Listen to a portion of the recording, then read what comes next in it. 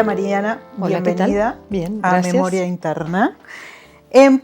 Hoy vamos a hablar de música. Quisiera arrancar por tu memoria interna y por los primeros recuerdos que tengas de música en tu casa, con tus padres, lo que sonaba ahí, tus primeros recuerdos musicales. En casa, bueno, mi madre le gustaba mucho folclore, Mercedes Sosa.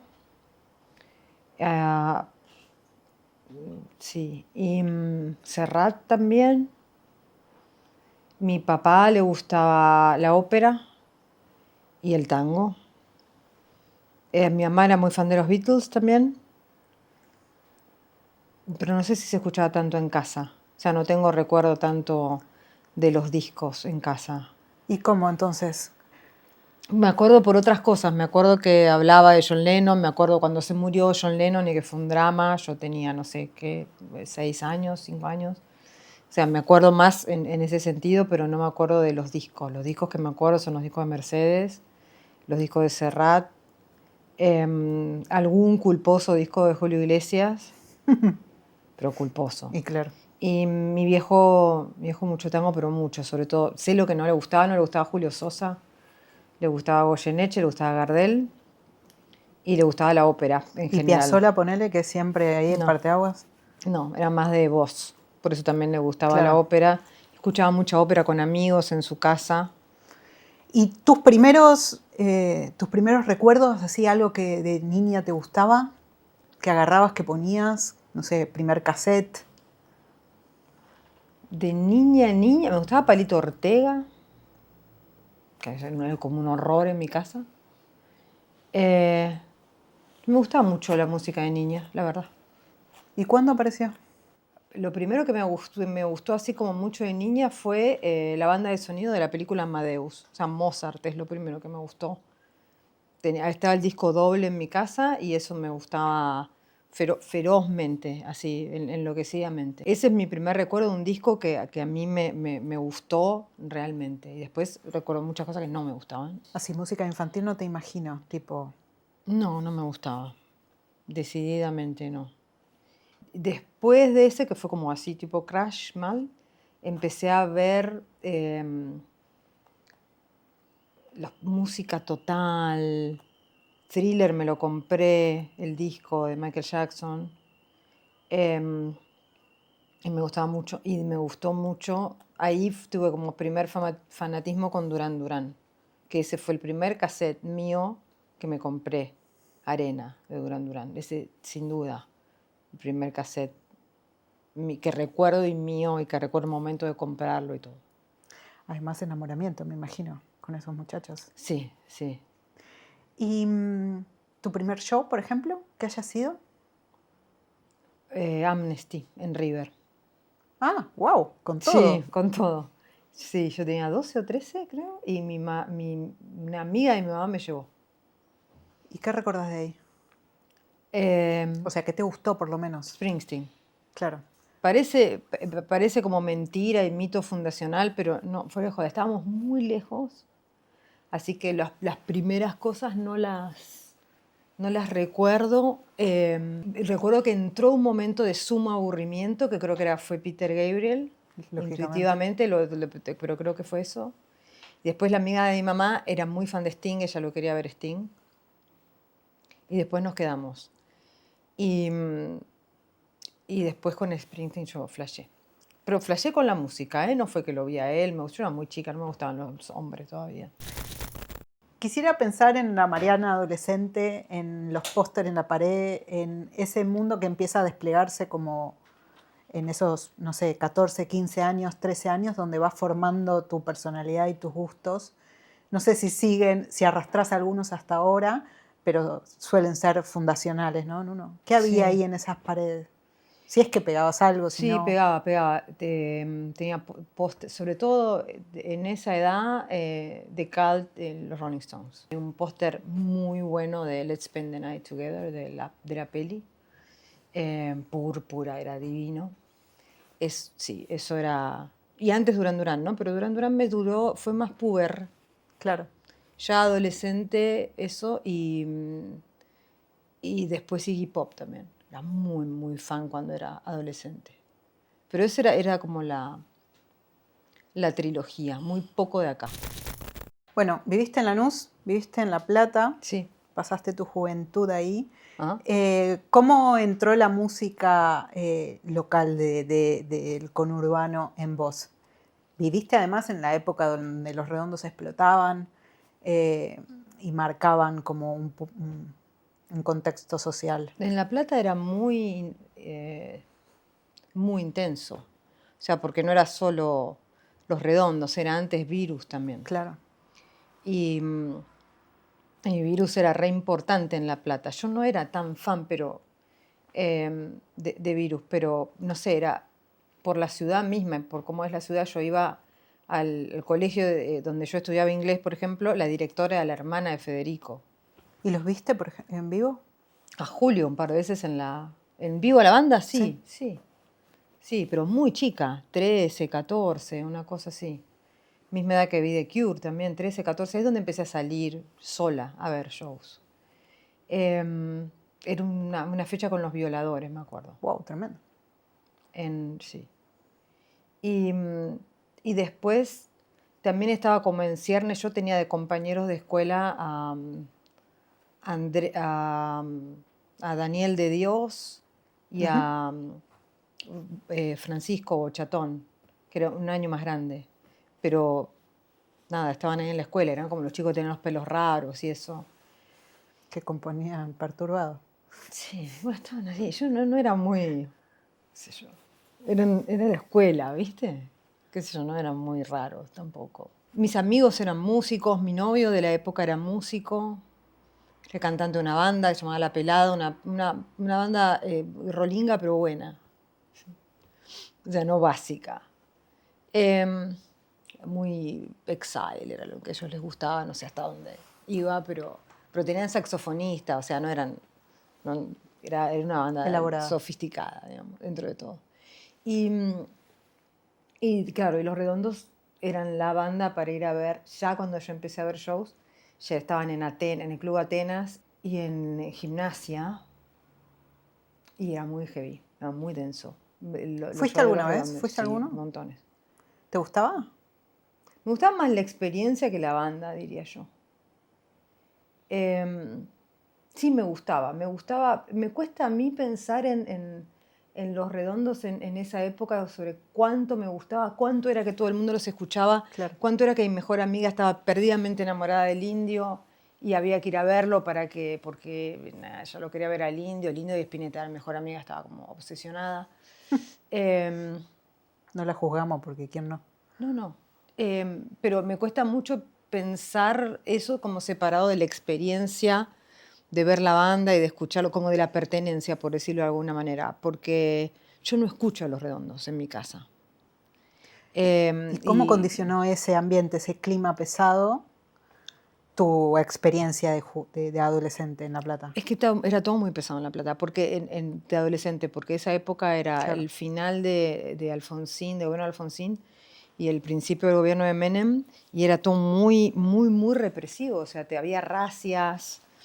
Esa es la época de Walter Bulacio, Claro. o sea, no era a Walter Bulacio lo mataron, pero no era un caso aislado, era todo el tiempo te corría la policía entraba mucho a los shows, me acuerdo de un show de Los Redondos que salió la cana de abajo del escenario. Fue un flash. Y tirando, o sea, estaban ahí preparados adentro del show, tirando. Había un montón de gente que había entrado, era muy común eso en los shows de Los Redondos, esperabas a que empezara el show y la gente que no tenía entrada, en ese Claro. caso yo hice eso, entramos así. Y en general la cana no hacía nada, pero esa vez, así, y a correr. Calle 13 era siempre un descontrol, corriendo por calle 13, escapando de la cana. Si la cana te agarraba, te llevaba por antecedentes y eso. Pero no pasaba solamente ahí, en un boliche también era muy común Claro. que estuvieses en un boliche y caía una racia y te llevaban. Había los lugares que eran ahí en La Plata, en ese momento no, que era Metrópolis, que era el lugar como más careta, y después había otro llamado Garage, que era como más amplio, caía todo el tiempo. O sea, era muy, muy común que se encendieran las luces del lugar y la cana se llevara gente, sobre todo gente que parecía menor de edad.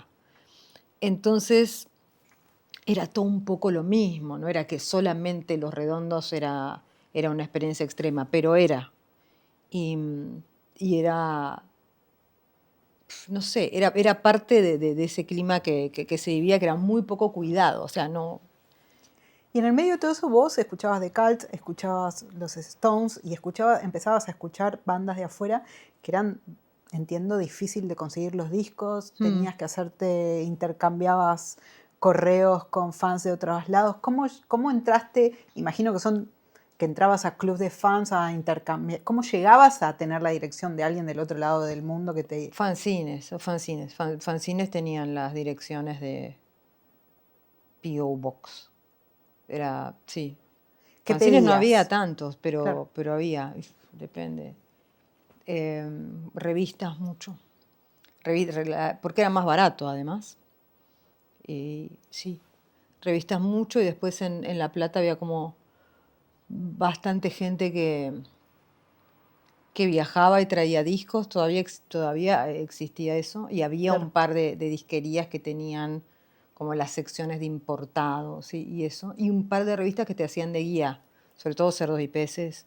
Claro. Pero era fanzines y Cerdos y Peces, y ahí Rock and Pop tiene una revista también que era bastante buena. Claro. Y ahí creo que leí la primera nota sobre Jesus and Mary Chain, la leí ahí. La primera nota sobre...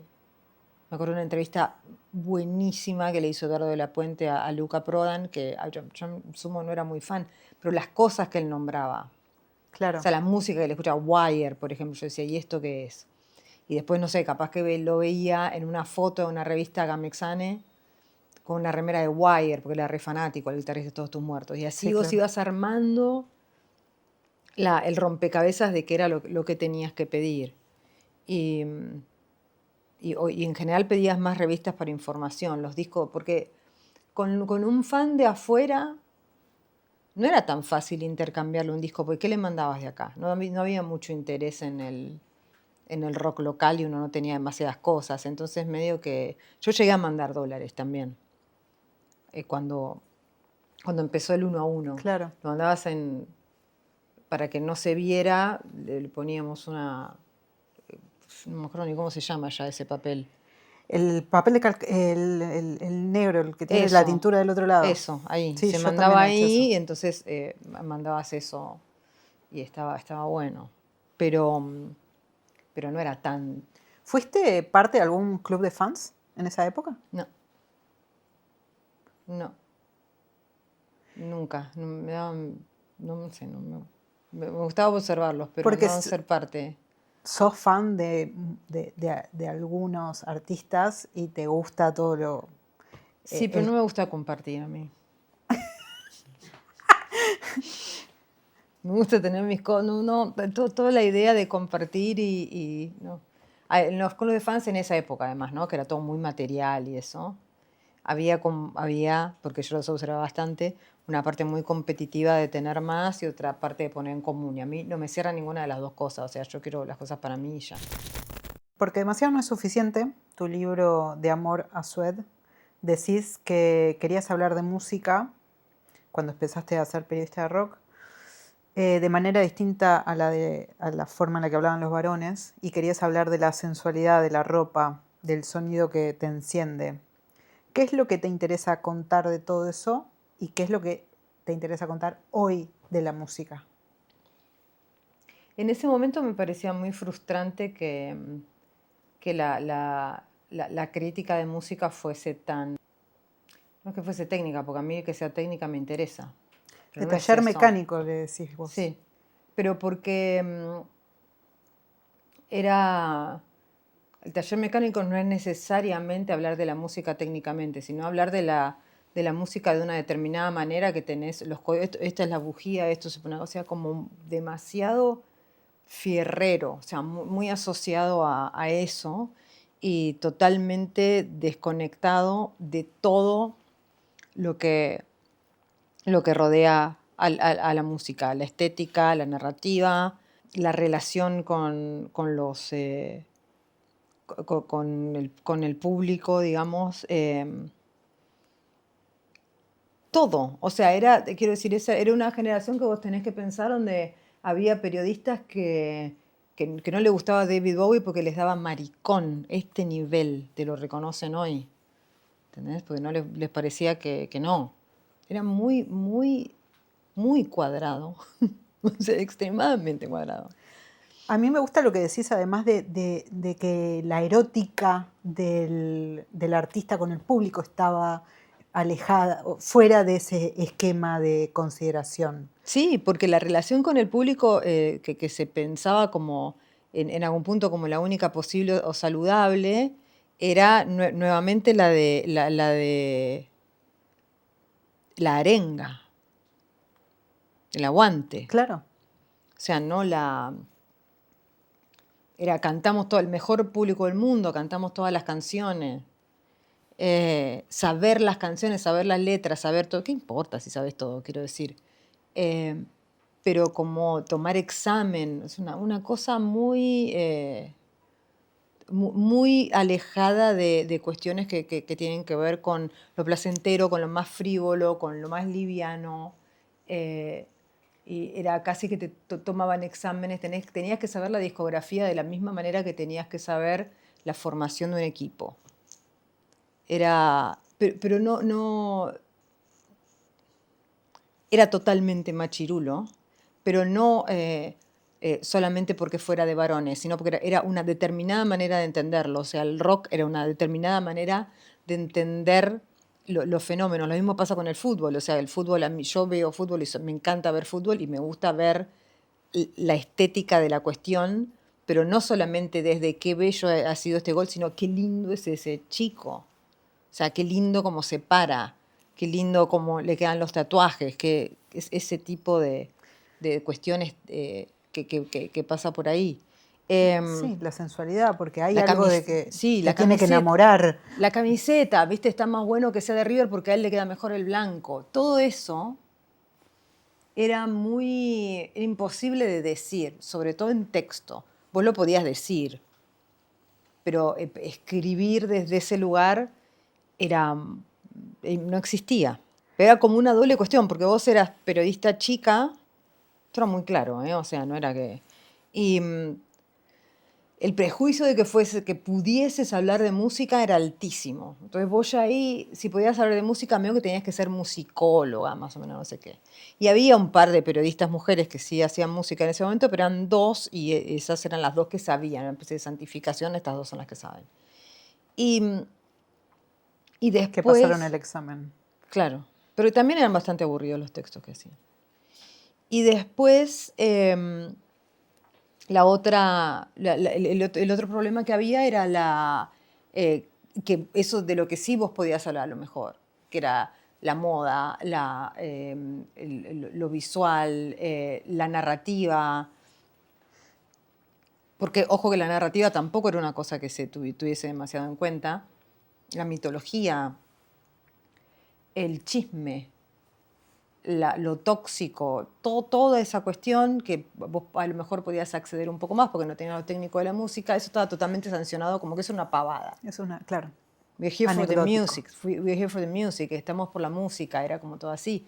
Era muy contaminante también de muchas bandas en ese momento, era muy contraproducente también para muchas bandas en ese momento, era como toda esta idea, me acuerdo, yo era bastante grande ya, pero toda la idea del grunge era absolutamente nefasta en ese sentido, o sea, era como lo auténtico de qué, o sea, era como, entonces si te pones la camisa, la flannel y Sí, ser las rockero bermudas abajo de y jean, arriba del escenario de la misma manera, digamos, no dar un espectáculo. no dar un espectáculo, es que lo daban todo el tiempo, además era no, y creo que ahí me acuerdo como, no sé, eso era muy, la cuestión de la autenticidad era como absolutamente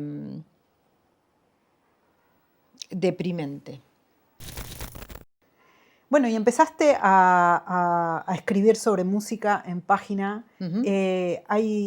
A mí me encanta tu relato de cuando ves a The Cult por primera vez y cuando ves a The Backstreet Boys por primera vez y Sí. escuchas a todas esas chicas gritando. Bueno, ¿tuviste alguna experiencia hace poco en algún show de esa magnitud donde quedaras de cara? Como se dice habitualmente. Sí, pero muy loca. Me fui a ver una banda de black metal a Hobart, que es la capital del estado donde vivo, que es Tasmania, una banda que se llama Portal. Es una banda de Brisbane.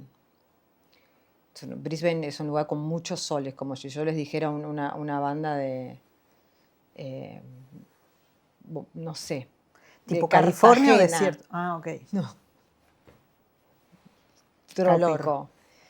Y el chabón, el cantante usa unos cuernos enormes así y como una especie de túnica muy abierta, o sea, tiene la silueta, es impresionante, enorme, además y tienen, los guitarristas tocan con las caras tapadas como ¿Tipo Ghost?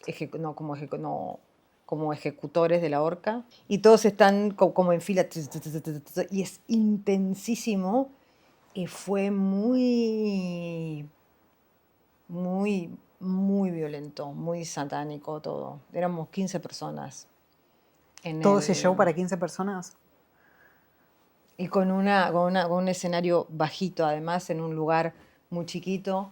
No sé, hacía mucho que no veía una banda tan buena, tan difícil. O sea, es imposible lo que hacen. Además, tiran por sobre todo esa absoluto, toda esa velocidad y toda esa distorsión y las voces más podridas que yo escuché en mi vida, tiran, eh, tienen un tipo atrás que tira también ruido sobre todo eso, así que es una bola imposible.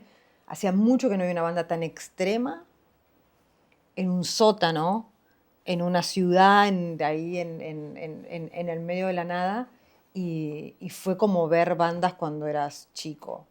Muy, muy alucinante, visualmente alucinante. Bueno, en Archipiélago mencionás que Patti Smith y que Nick Cave te hicieron leer algunos autores y me pregunto si alguna vez te pasó al revés, que de ¿La escuchar, literatura me haya llevado a la música?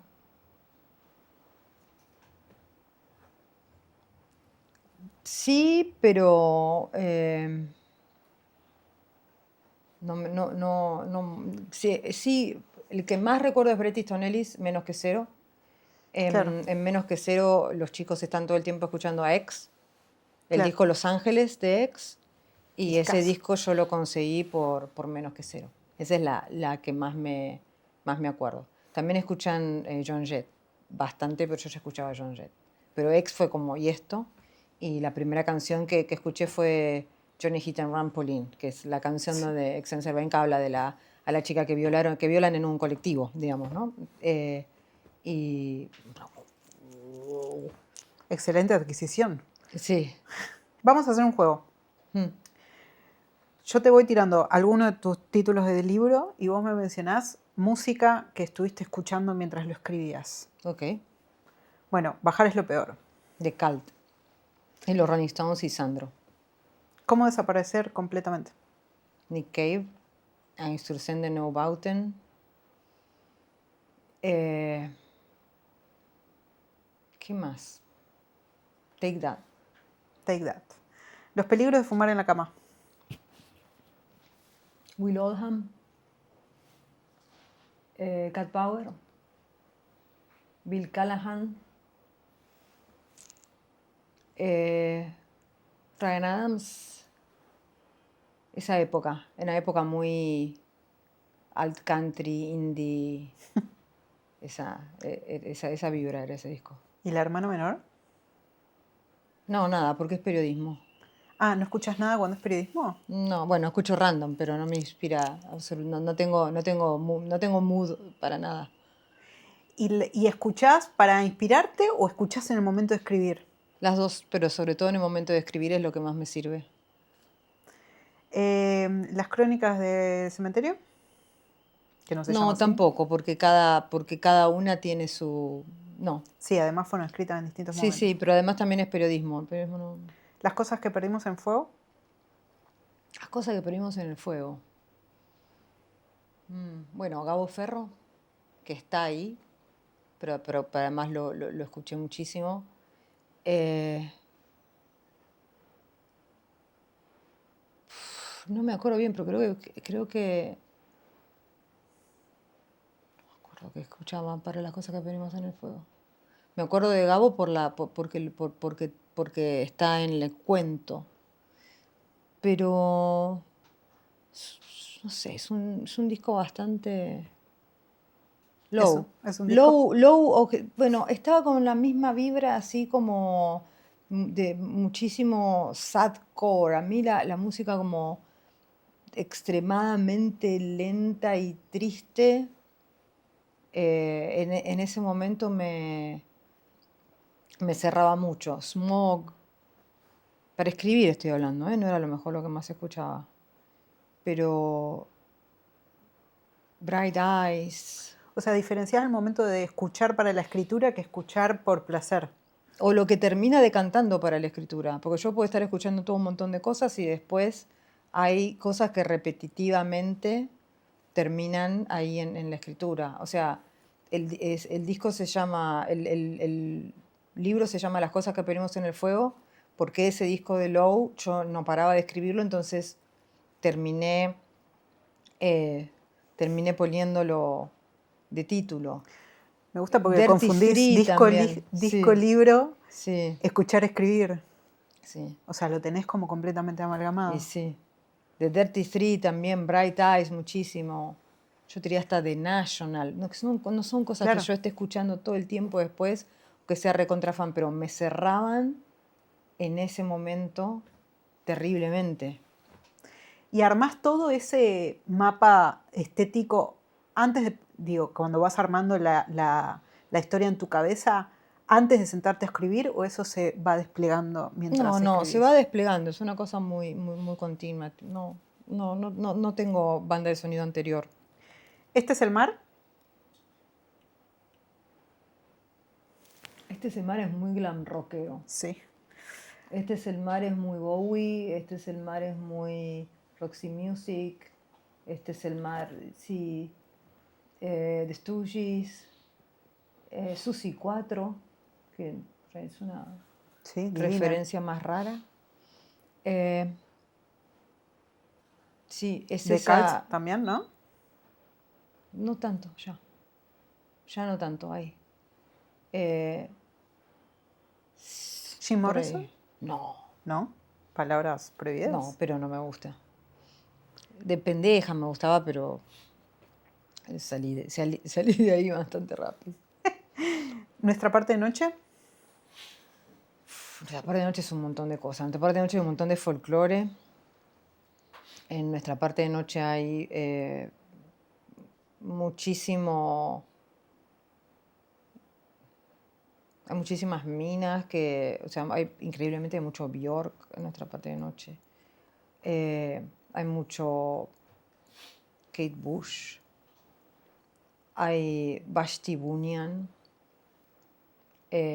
Bueno, Bowie también, pero los primeros discos, ¿no? El Bowie glamoroso. claro. Hay mucho industrial, muchos Swans, mucho Psychic TV. Bueno, Neubauten también. Y para la parte 60, Londres, Y Rolling Stones, pero también también Vashti Bunyan, también mucho del el folk británico, claro. bien, bien raro. Florence and the Machine también, el primer disco, que sigue Claro. siendo el que más me gusta. Ella es re Florence. Sí, sí. Después, bueno, para los 90 de los chicos, muchísimo rock inglés de los 90, mucho Suede, o sea, son mucho, sí, los Manics también, muchísimo.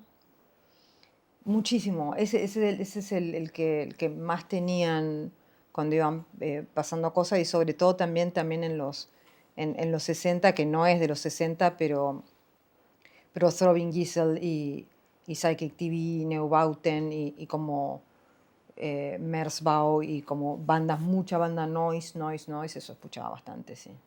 Bueno, y entonces, porque demasiado no es suficiente y Archipiélago lo dejamos de lado, Ajá. y Un lugar soleado para gente sombría, el último. escuchaba ahí. Bueno, una de esas cosas están, pero Lana del Rey la escuché mucho haciendo ese disco. Escuché mucho black metal en ese disco, mucho, mucho. Yo siempre escuché black metal, pero para escribir nunca había escuchado tanto black metal. Escuché mucho Death Heaven, escuché mucho ahí, escuché mucho Mayhem, escuché mucho Darkthrone, eh, pero también cosas más nuevas. Death Heaven es una banda más nueva. Kralis creo que me había gustado mucho en ese momento, no sé. No sé por qué es un disco que está muy, muy codificado con eso y después con cosas super pop, tipo Lana, Claro. Taylor, Mitski, como chicas y black metal noruego, un poco Iron Maiden. Tenía preparada una pregunta sobre eso, porque andás con remeras de Mayhem, siempre decís que te gusta el black metal, pero también te gusta Lana del Rey, también te gusta Taylor Swift. Sí. Y te quiero preguntar sobre tu acercamiento a la música. Digo, ¿qué tiene que tener algo para que te interese? ¿Salís a buscarlo? ¿Estás esperando que te llegue? ¿Qué rol ocupa la música en tu día a día, digamos? No, mucho, mucho. Pero con la música, a diferencia de la literatura, soy como mucho más abierta y mucho más... ¿Desprejuiciada? Sí. Pero además soy más amplia de gusto que con la literatura. La literatura puedo profesionalmente leer cosas y hacer críticas y reseñas, qué sé yo, pero hay literatura que no la disfruto y no me gusta y que la puedo apreciar de determinada manera, pero ya fue. Pero con la música soy como mucho más abierta. En general, en mi casa, pues yo hace 20 años que vivo con mi chico, que también es como súper fan de la música. Nos bajamos novedades, pero en plan, él se las baja, en plan todo. Y escuchamos. Y lo que no nos, o sea, está todo el día eso andando y lo que no nos gusta ¿Y cómo lo aparecen vamos esas borrando. novedades? ¿Salen a buscarlas? Quiero decir, ¿tienen una rutina para ver, bueno, Él hoy tiene, viernes se publicaron todos estos? él tiene como toda una cosa automatizada donde los Un nuevos sistema. lanzamientos se le cargan directamente. Yo leo mucha reseña y me entero más o menos de lo que sale, o sea, cuáles son las novedades. Y como hice mucho tiempo periodismo, es medio que es ese mi mecanismo. Ir a ver en revistas o en lugares qué sale y bajarme. Pero no me gusta y creo que no lo hice nunca. O sea, tengo plataformas, pero no acepto las sugerencias. ¿Y tenés identificado qué es lo que te gusta? ¿Qué es lo que tiene que tener algo para que te guste? No, la verdad es que no. Porque es absolutamente variado, no. La verdad es que no. Nada, me gusta. Incluso a veces me gusta mucho con repetición, o sea, hay cosas que con la literatura eso también me pasa, que por ahí son cosas que a primera escucha, y me pasa mucho que hay cosas que deberían gustarme que no. ¿Cómo Como qué? esto te debería, no sé, hay montones, pero hay montones de cosas que deberían gustarme. Que, bueno, la gente asume que soy recontra fan de Patti Smith y es un error. O sea, a mí me gusta mucho Horses, estoy hablando de música, no de Sí, ella ícono. sí. Ella ícono me parece fascinante, pero ella, persona que escucho, No te pasa nada con Horses. Horses sí, y ya, Y ya. como que escucho. Ella, ¿Y la lees? sí, más que la escucho. Pero me pasan mucho esas cosas, como, no, Pixies, no sé, que es una banda que me parece horrible. Y así, pero Red Hot Chili Peppers, los odio. No sé, Bueno. hay un montón. Bueno, Red Hot Chili Peppers es más odioso, ¿no? Bueno, los Beatles, qué sé yo. Hay muchas cosas que... George Harrison solista, o sea, hay como cosas que digo, pero esto es una cosa... ¿Por qué estamos hablando de George Harrison solista? Fuertes Eh, declaraciones. Y en algún momento me acuerdo que dijiste que de acá, de Argentina, no te gustaba mucho la música, que había algo de la forma de cantar, eh, que había cosas solistas específicas que te gustaban. Mueran humanos, sí, Dios, sí, Mujercitas Terror. ¿Algo de eso cambió? ¿Se amplió? no, ¿No? no. pero no sé por qué. Bueno, sí sé por qué. Hay algo de la... No sé cómo decirte. Hay algo demasiado... lo clásico de rock argento Sí, no me gusta. Y me parece que uno de los motivos por los que no me gusta es porque le falta música negra. Es una cosa que lo pensé durante mucho tiempo. Yo dije, ¿qué es lo que pasa? Es un rock sin groove, ¿viste? Y eso a mí me destruye. O sea, un poco sí, pero después llega un momento que es como, bueno, no se incorpora, no se incorpora. Para mí el único como de los grandes que lo incorpora es Charlie, pero no me gusta cómo lo incorpora. O me parece que se parece demasiado a Prince y me gusta 1000 veces más Prince. Soy muy, muy fan de Prince. Entonces como, no sé, y hay algo ahí. Y después hay algo con la voz, una manera de poner la voz que no, que no va, pero que no es solamente, no es que es argenta, como decirte, porque para mí el origen de ese poner la voz que no me gusta es Luca Prodan, claro. que no me gusta nada, empecé insoportable. No, no, no soporto eso. Entonces, y a partir de ahí como toda una tradición de cantar así que yo no la puedo escuchar. Y eso hace que básicamente me aleje un poco. O sea, ahora hay como, yo sé que hay un montón de cosas, sí que yo hay un montón de cosas que escucho, pero siempre tiendo a ser como más, no sé, muy picky, ¿viste?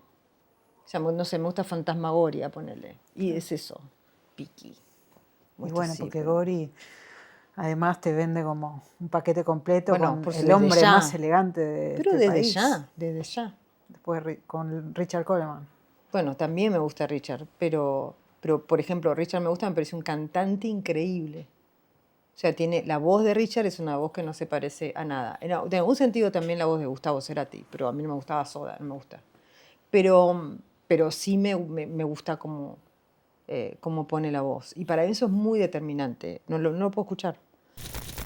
Hay muchas chicas que están cantando ahora que te tienen como referente, así como inspiración, como hasta como referencia estética. ¿Qué pensás de eso cuando ves así los monstruitos que creaste en el mejor de los Me encanta, sentidos? pero no tengo tan claros quiénes son. Bueno, Blair, por Blair ejemplo, sé de ella sí, bueno, pero ella me encanta lo que hace también. Martín, de los nuevos, nuevos, nuevos, ¿no? Martin, Con casi todos de ellos además me llamaron para hacer incluso, alguna cosita y dije que sí, obvio. bueno, es medio flashero porque vos sos fan y a Sí, la vez tenés una cantidad increíble de fans. ¿Qué te pasa con eso? nada malo. Me gusta, no sé. Es muy raro pensar en eso. Es muy raro. Es muy raro. Y aparte yo siento que todo lo que podés decir es, o sea, más que decir que estás agradecido y contento, no hay mucho más para decir, la verdad. Es raro. Bueno, si tuviéramos que desplegar acá como los objetos que marcaron así tu estética, tu pasión por la música, Mm, póster, incluso libros de música, tickets de conciertos, discos, sí. ¿qué tirarías a la mesa? Uy, bueno, entradas tengo, las guardo casi todas. ¿Así? Sí, Es una desgracia que ahora no hay. es verdad. Yo trato de imprimirlas cuando hay eso. El otro día estoy deprimida porque me perdí una campera de cuero igual a esta, pues fui y me la compré de vuelta. Que tenía, yo llevaba acá adentro la entrada de un show de Suede en París, que estuvo buenísimo, ¿Y y se perdiste la quedó campera y ahí. la entrada? Y sí. Em, pero las Bueno, guardo, tengo un montón. Tengo un montón. Y de todos los shows que los tengo acá y las tengo bajo vidrios. Así que está como, hay muchos lugares de la casa decorados con eso. Después libros, para mí, libros importantes fue Please Kill Me, de Lex McNeil. Em, eh, Varias biografías y de los Stones también. Un disco que se llama, un disco, pues me confundo todo. Un libro que se llama Everything, que es una biografía de Manic Street Preachers. Una temporada en el infierno de Rimbaud. ¿El de Viv Albertine? Pero es que pasa que todas esas cosas me quedan tarde Claro. en cuanto a la formación. O sea, y de hecho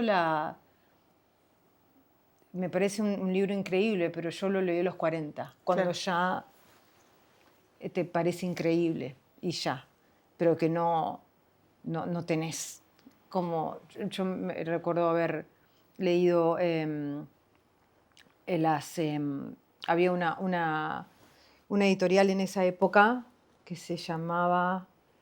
Era una editorial de San Francisco que hizo 2 números que se llamaban Angry Women. Una era Angry Women y la otra Angry Women in Rock. Y Pat Pietrafesa varias de las... creo que tradujo en ese momento la entrevista con Diamanda Galas y creo que una con Lydia Lunch. Pero había entrevistas a Bell Hooks, que es una poeta y... Sí, claro. Bueno, La Bell Hooks. biografía de Lydia Lunch también es increíble. Sí. Bueno, Zafir, bueno, tenía todas esas cosas. Y el segundo número era más de músicas. Y estaba El Seven Claro.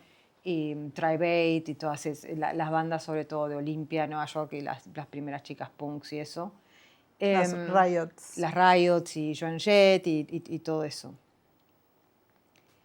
Y eso, me acuerdo de la primera, por ejemplo, de esos 2 números que fueron regalitos del 1 a 1, porque esas son cosas que te enterabas que existían y que te podías comprar por Amazon en 96, 97. La primera se la quedó un novio mío que tenía yo en esa época, era un chico muy, muy goth. Y después no sé qué pasó, él se fue a vivir a España y se lo quedó y lo recuperé hace muy poco. Y después la segunda, esos volúmenes de esa editorial de San Francisco que entrevistaban minas, pregunta y respuesta, porque era eso, pregunta y respuesta, no intervención y qué sé yo. Y que en el medio también me acuerdo, por ejemplo, había un libro muy interesante llamado Super Masochist sobre un artista sadomasoquista, Bob Flanagan, y muchos libros en esa época de modificación del cuerpo. Yo tenía un libro espectacular de fotos de un lugar en Londres que se llamaba Torture Garden, que es como el Berghain de hoy, ¿no? Claro. Pero en ese momento era el Torture Garden y había gente con todo el cuerpo intervenido, por ejemplo, con instrumentos de medicina. O sea, un tipo con una sonda, o sea, como... y bailando con todo eso, unas fotos Claro. increíbles. Eso es lo que yo pondría arriba de la mesa porque esa fue mi educación sentimental.